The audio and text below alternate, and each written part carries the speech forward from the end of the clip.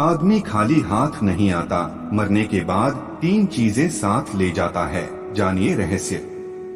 सब कहते हैं कि मरने के बाद कुछ भी साथ नहीं जाता है, सब यहीं का यहीं धरा रह जाता है।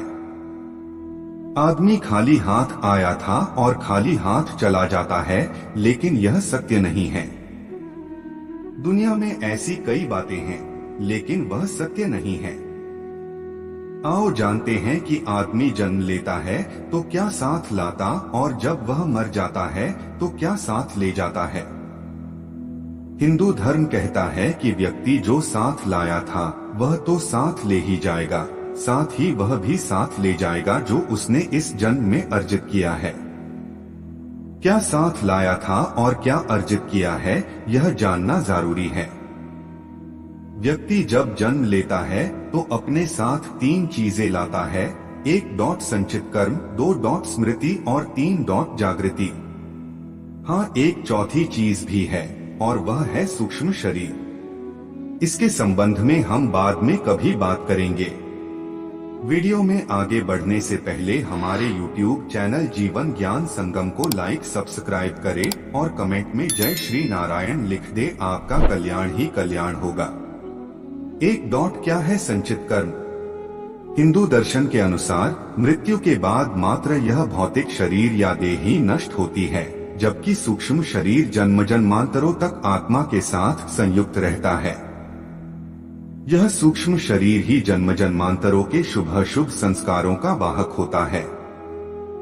संस्कार अर्थात हमने जो भी अच्छे और बुरे कर्म किए हैं वे सभी और हमारी आदतें।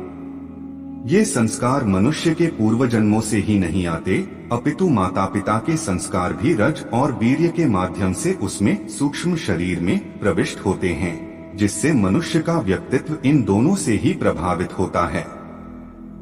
बालक के गर्भधारण की परिस्थितियां भी इन पर प्रभाव डालती हैं। ये कर्म संस्कार ही प्रत्येक जन्म में संग्रहित एकत्र होते चले जाते हैं, जिससे कर्मों अच्छे बुरे दोनों का एक विशाल भंडार बनता जाता है। इसे संचित कर्म कहते हैं। अब जब व्यक्ति मरता है तो इन्हीं संचित कर्मों में इस जन्म के कर्म भी एकत्रित करके ले जाता है। दरअसल इन संचित कर्मों में से एक छोटा हिस्सा हमें नए जन्म में भोगने के लिए मिल जाता है। इसे प्रारब्ध कहते हैं। ये प्रारब्ध कर्म ही नए होने वाले जन्म की योनि व उसमें मिलने वाले भोग को निर्धारित करते हैं।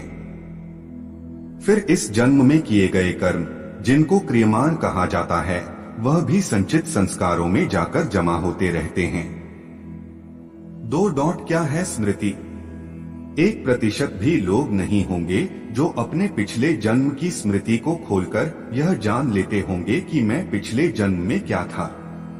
प्रत्येक व्यक्ति के पास अपने पिछले और इस जन्म की कुछ खास स्मृतियां संग्रहित रहती हैं।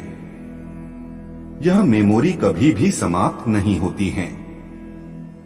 भगवान श्री कृष्ण गीता में अर्जुन से कहते हैं कि हे अर्जुन, तुझे अपने अगले और पिछले जन्मों की याद नहीं है, लेकिन मुझे अपने लाखों जन्मों की स्मृति है। लाखों वर्ष पूर्व भी तू था और मैं भी था।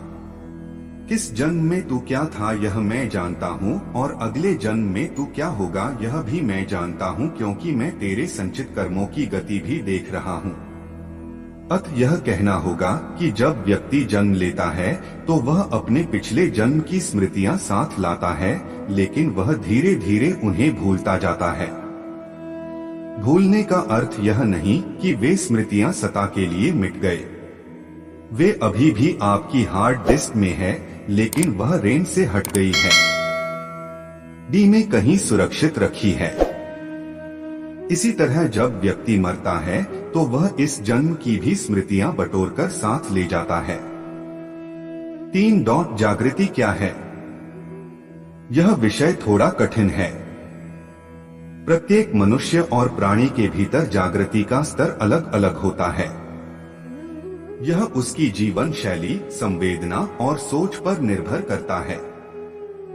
उदाहरण के लिए हम समझ सकते हैं कि एक कुत्ता मनुष्य कम जागृत है, जैसे एक शराबी व्यक्ति होता है। आप में बेहोशी का स्तर ज्यादा है तो आप भावना और विचारों के वश में रहकर ही जीवन यापन करेंगे, अर्थात आपके जीवन में भोग, संभोग और भावना ही महत्वपूर्ण होगी। आप इसे इस तरह समझें कि आप में और पशुओं में क्या खास फर्क है। आप कपड़े पहनते हैं और थोड़ा बहुत सोचते हैं, लेकिन आप में वही सारी प्रवृत्तियां हैं जो कि एक पशु में होती हैं। जैसे ईर्ष्या, क्रोध, काम, भूख, लालच, मद आदि सभी तरह की प्राथमिक प्रवृत्तियां। प्राणियों को प्राणी इसलिए कहते हैं कि वह प्राण के स्तर पर भी जीते और मर जाते हैं। उनमें मन ज्यादा सक्रिय नहीं रहता है। मनुष्य में मन ज्यादा सक्रिय रहता है, इसलिए वे मन की भावना और विचारों में ही ज्यादा रमते हैं। वे मानसिक हैं। मन से ऊपर उठने से जागृति शुरू होती है। जागृति की प्रथम स्टेज बुद्धि और द्वितीय स्टेज विवेक और तृतीय स्टेज आत्मावान होने में है। प्रार्थना और ध्यान से जागृति बढ़ती है। उक्त सभी को मिलाकर कहा जाता है कि व्यक्ति अपने साथ धर्म लाता है और धर्म ही ले जाता है। शास्त्र लिखते हैं कि मृत शरीर मुत्सृज्य काष्ठलोष्टस्मंजना मुहूर्त में व्रोदित्वा ततो यान्ति परामुखा तैस्तक्षरी मुत्सृष्टं धर्म एकोनुगच्छति तस्मात् धर्म सहायश्च सेवितव्य सदा नृभिः।